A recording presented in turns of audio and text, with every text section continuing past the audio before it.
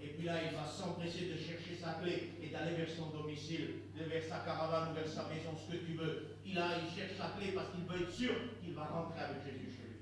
Est-ce que tu vas ramener Jésus chez toi ce soir? Je te le demande de la part du Seigneur. Est-ce que tu vas le faire rentrer dans ton foyer? Est-ce que tu vas descendre de ton arbre? Cet arbre peut-être l'orgueil, peut-être un péché difficile pour toi, une vie déréglée, une vie compliquée. Est-ce que tu vas descendre de ça? Écoutez Jésus, et suivre Jésus parce qu'il veut rentrer chez toi ce soir. Le salut, il va dire Jésus. Et pourquoi il va déclarer que le salut est rentré dans cette maison? Parce que celui-ci aussi est un fils d'Abraham. Et vous savez pourquoi il dit qu'il est un fils d'Abraham? C'est les sauvés par la foi. Ceux qui croient dans la croix, ceux qui croient en Jésus et qui sont sauvés par la foi. Ça veut dire que tu n'as rien à faire pour être sauvé. On n'est pas sauvé par les œuvres que nous faisons, mais nous sommes sauvés par la grâce de Dieu. La foi en étant le moyen. Attention, ne vous y trompez pas. La foi ne sauve pas. La foi vous permet d'accéder à la grâce. Parce que si la foi seule sauvait, alors Dieu n'aurait pas envoyé son Fils, il l'aurait seulement demandé aux hommes de croire. Pas du tout. Il dit, la foi est le moyen d'accéder à la grâce de Dieu. Et que Dieu soit béni. C'est en croyant du cœur, en confessant de la bouche, que nous devenons enfants de Dieu. Et tu vas croire du cœur ce soir. Tu vas confesser de ta bouche, à haute voix ou comme tu veux, mais tu vas confesser que Jésus est ton Seigneur. Il va ramener Jésus chez lui. Quelle bonne décision qu'il a prise. Ramène le Seigneur chez toi. Je t'en supplie. Si tu ne le ramènes pas chez toi ce soir, laisse-moi te parler avec tout l'amour de Dieu et la liberté. Tu vas rentrer chez toi et ça sera le même problème qui sera là. C'est toi qui ouvres la porte. Il n'y a rien de changé. C'est toujours toi, la femme ou l'homme, qui va ouvrir la porte. Et derrière cette porte, tu sais qu'il y a des problèmes. Vous savez, des fois, dans les foyers, quand on met la main sur la poignée, eh bien on se dit, ça y est, je suis là encore dans le problème.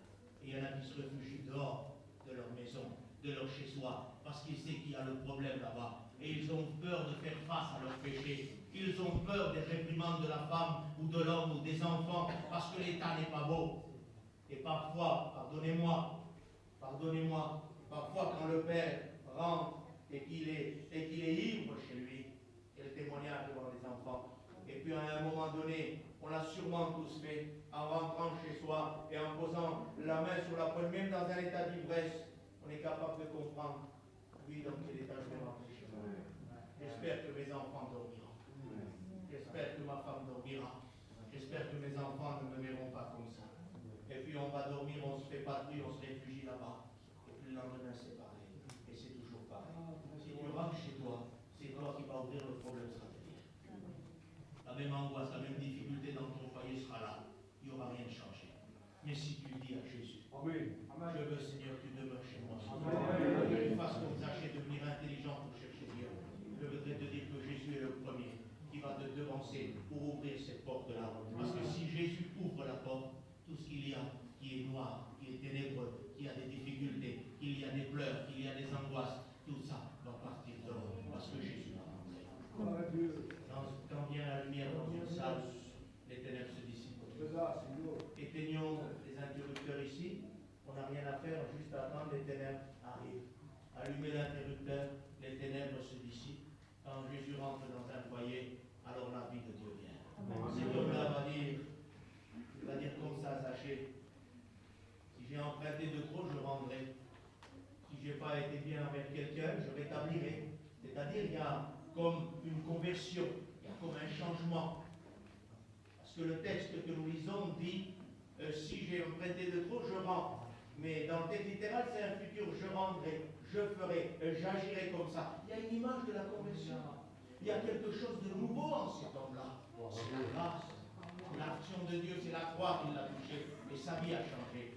Avant de prier le Seigneur, j'aimerais te dire ça. Il faut que ce soit Jésus qui ouvre la porte. Une conviction. J'aimerais te donner cette expérience que j'ai faite. Avec ce même message, c'est important. C'était à l'Italie, puis nous avons fait une évangélisation avec le frère pasteur de Naples à l'extérieur. Je me rappelle cette journée, il faisait chaud. Il faisait 45 degrés. Et puis là, on prêchait l'évangile dehors. Et puis ce message a été prêché. Et puis à la fin du message, Dieu a invité, comme il va t'inviter ce soir, à ramener Jésus chez toi. Parce que si toi-même tu rentres chez toi, si toi-même tu vas chez toi, ça sera le même problème. Je me souviendrai tout le temps de la figure de ce garçon qui était jeune. Il est venu devant, et puis là il pleurait beaucoup. Et puis la réunion s'est finie. Et puis là, on a eu un coup de téléphone et le pasteur me dit, tu te rappelles du garçon qui est venu devant? J'ai dit oui. Il nous demande que nous allions dans son foyer. Et puis là, on est allé dans ce foyer. Et en arrivant là-bas, vous savez ce qu'il s'est passé dans son foyer? Sa femme de 26 ans l'a quitté. Elle est partie. Et ce garçon-là, dans son foyer, n'avait plus son épouse. Il y avait des petits-enfants qui étaient là. Il était tout seul. Et il a dit, je vous ai appelé parce que moi, je ne voulais plus rentrer chez moi et ouvrir moi-même la porte. Parce que les pleurs étaient toujours là. Parce que mes petits-enfants étaient toujours là. Et leur mère n'y était plus. C'est pour ça que je veux que Jésus ouvre la porte. Pour que tout cela se rétablisse. Et on est allé chez lui, on a prié le Seigneur, on a chanté des cantiques. Et la grâce de Dieu s'est manifestée. Le garçon-là a compris par la grâce de Dieu que le plus grand des problèmes qu'il peut y avoir, et Dieu sait que c'est un grand problème, Dieu est capable de régulariser. Dieu est capable d'interrompre les cours des choses, de les changer, et que Dieu soit béni. Il faut que tu ramènes Jésus chez toi. Je te le redis comme je l'ai dit hier. Je n'appelle pas te baptiser. Je ne veux pas te baptiser. Pas du tout. Je veux te prêcher l'évangile de la grâce. Je veux te prêcher la parole de Dieu. Et que tu donnes ton cœur à Dieu, que tu sois libéré, changé. Une action de Dieu. Et Dieu fera le reste. Dieu fera tout.